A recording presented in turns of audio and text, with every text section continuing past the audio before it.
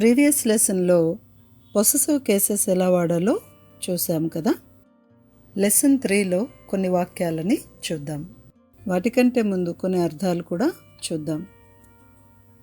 To కి కు, by చేత వలన, ఫర్ కొరకు కోసం, విత్ తో, సో హెన్స్ కనుక కాబట్టి, ఆన్ పైన మీద, ఎట్ వద్ద, ఫ్రమ్ నుండి, ఇన్ లోపల, టు మార్కెట్ మార్కెట్కి, టు చర్చ్ చర్చ్కి, టు టెంపుల్ గుడికి, టు మాస్క్ మసీదుకి, టు పార్క్ పార్కుకి, టు చెన్నై చెన్నైకి, టు హోమ్ ఇంటికి, టు ఆఫీస్ ఆఫీస్కి, టు మీ నా దగ్గరకి నాకు, టు అస్ మా దగ్గరకి మన దగ్గరకి మాకు మనకు, టు యు నీకు నీ దగ్గరకి,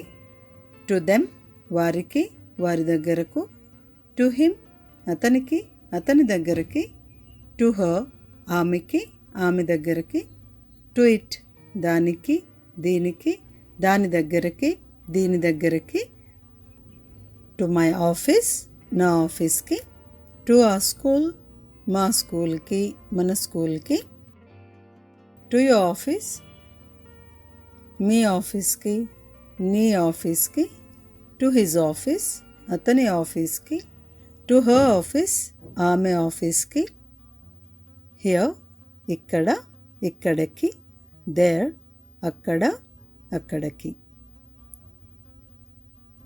ఈ చదివిన వాటిలో టూతో ఎక్కువగా మనం ఈరోజు చూస్తున్నాము. టూ అనే దానికి ప్రధానంగా కి కు అనే అర్థాలు వస్తాయి. చివరి రెండు పదాలు చూడండి, హియర్ దేర్ అనే పదాలు. హియర్ అనే మాటకి ఇక్కడ ఇక్కడకి అని ఉంది, దేర్ అనే దానికి అక్కడ అక్కడకి. సపరేట్గా వీటికి టూ అక్కర్లేదు.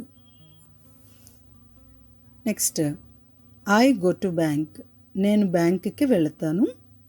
ఐ వెంట్ టు బ్యాంక్ నేను బ్యాంక్కి వెళ్ళాను. ఈ రెండు వాక్యాలు ఒకటిగా లేవు కదా. మొదటి వాక్యంలో వెళతాను అనుంది, రెండు వెళ్ళాను అనుంది. అంటే మొదటి దాంట్లో ఇంకా పని జరుగుతుంది లేక రెగ్యులర్గా జరిగేది. రెండో వాక్యంలో ఆ పని జరిగిపోయింది అన్నట్టుగా చూస్తున్నాం. ఈ వ్యత్యాసం దేనిని బట్టి మనం గ్రహిస్తున్నాము అంటే అక్కడున్న క్రియాపదం బట్టి, అంటే వర్బ్ని బట్టి. ఈ విషయాలని ఇంకాస్త తేటతెల్లంగా నెక్స్ట్ లెసన్లో చూద్దాము.